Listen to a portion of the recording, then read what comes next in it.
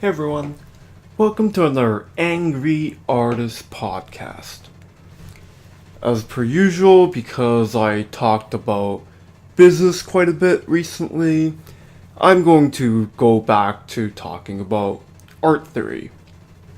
Now, I'm going to be talking about a concept that, again, with everything else, it's easy to learn, but it's very hard to really delve deep and understand and master it.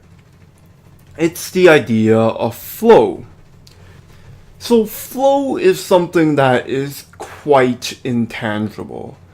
Everyone has their own sense of what makes something flow, and while there are reading material where they talk about how you can connect lines, you can have certain curves here and there, ultimately it's something you really just have to sense. So what is flow? Flow is simply an aspect of art where it creates a movement. Not just any movement. It's a movement that really entices your audience to move along with your flow.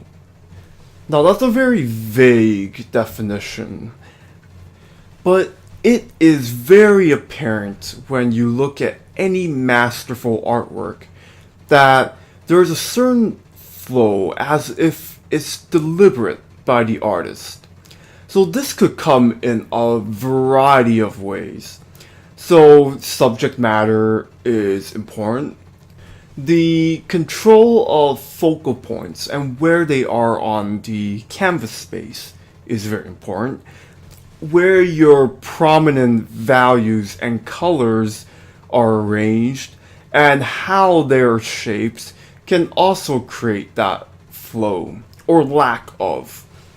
This is again something that every artist will be able to see through practice and be able to apply it to their own work in their own way. It is very dependent on style, and individually, every piece of artwork has a different way to create that flow. When a piece is not creating that sense of flow, it starts to look stiff. Now, a great comparison I can make is to look into life drawing and drawing humans. I'm sure if you've ever drawn models before, you might notice that if your figure is not drawn in such a way that has a gesture, then your peers or your teachers might see it and go, it looks a little stiff. Of course, this is a very common mistake, even for professionals. Sometimes it's very tempting to create a very stiff and very solid figure, and there are some applications for those types of figures and poses. But generally speaking, people want to see a bit of that gesture, the S curve, the C curve, just something to create that flow throughout the body. It took me a while to really understand why that's important. In fact, this will apply to your work, especially if you're a character designer or a character illustrator, where your characters are the most prominent features of your artwork.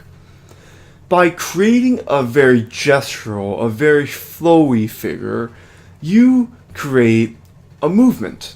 And that flow, that movement, will aid in getting your audience to flow with the figure, which lets them move throughout the composition. This is why it's very important to have a very natural figure, a very flowy figure. Now again, there are some exceptions where stiff poses are fantastic to describe something, but generally speaking, if you want to continue a flow, your figure is part of that movement, the gesture. So we have to apply that into a more advanced state, a more universal state, beyond just thinking about figures. So, after listening to a lot of lectures from a variety of professionals, I've come to the conclusion that the process is very much part of creating that flow. It's very important to understand that everyone has their own process when it comes to their artwork.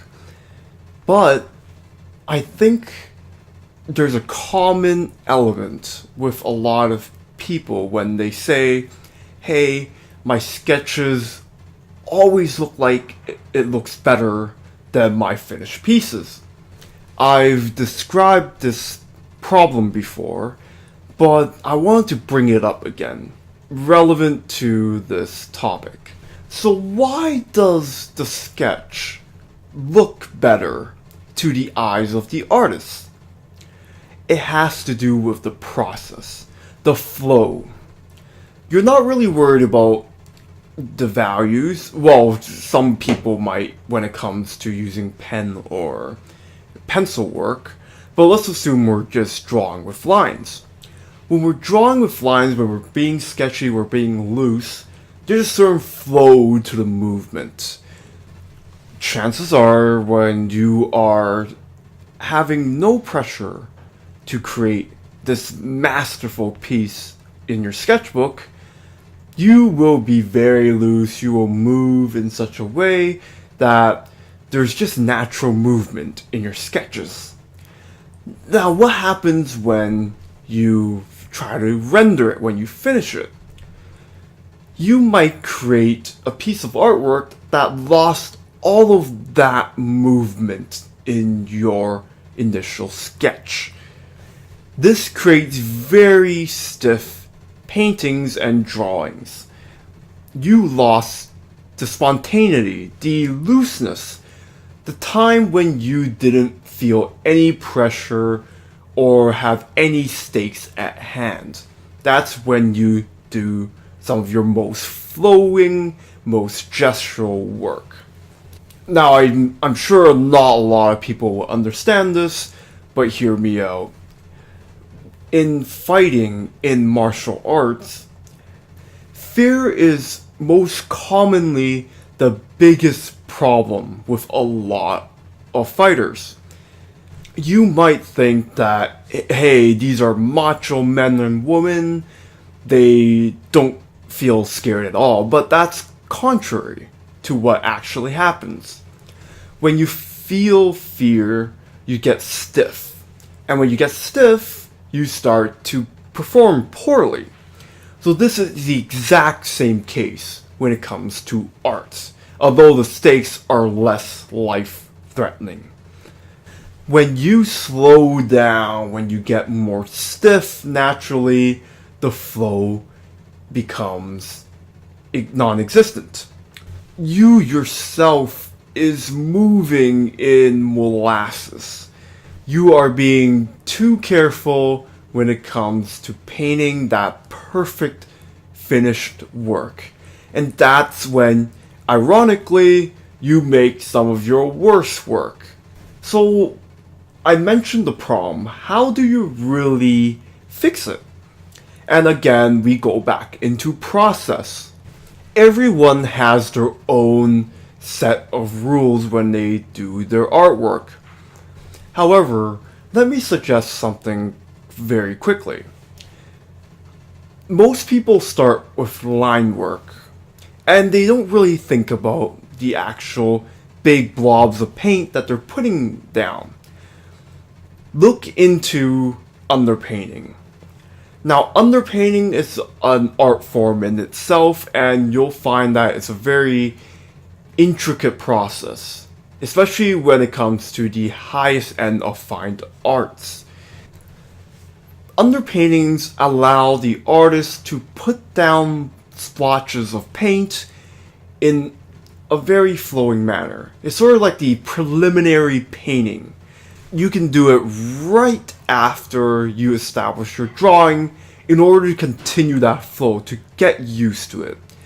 So, for instance, a lot of people like to use thin layers of paint when they do their underpainting, because if you put a ton of paint on the canvas, then you might end up not having ways to paint over it.